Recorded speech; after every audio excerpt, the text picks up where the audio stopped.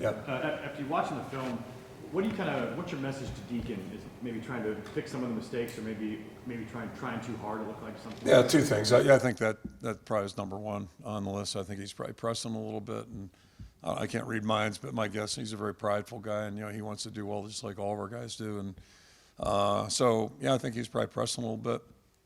Second thing is he hasn't played. I mean, since 2020, and that was 3 high school games, COVID shortened year.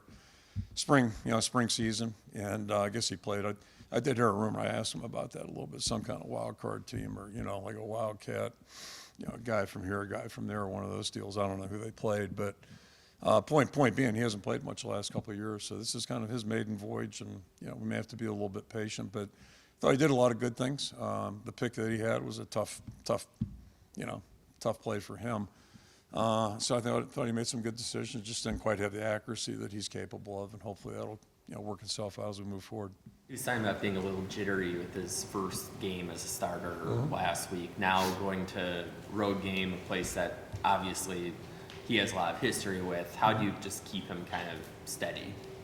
Nothing special. I mean, other than just, he wants to do better. I think he wants to get off to a better start, certainly, and hopefully he'll do that. But no matter where we play, it's going to be the challenge. Is just for him to play the way he can play, and hopefully after starting this last game, now he's got a little bit. He's hardly a grizzled veteran, but he's at least he's done it, and we'll see how that goes.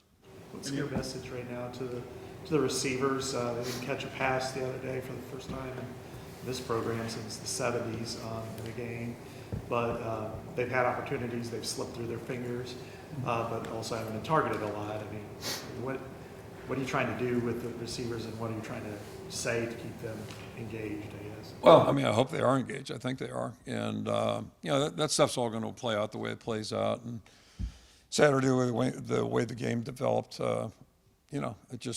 we were playing in a way that we felt gave us our best chance to win in that particular ball game. And you never know how it's going to unfold or what it's going to look like. And, we were having pretty good luck with the running game at that point. So it's just kind of the way it worked out. But we're not going to change our overall philosophy a lot. And everybody's got a role. Everybody's got a chance and opportunity. And hopefully, when it comes their way, they'll be able to, execute the way we think they can. And they're good players. They'll bounce back.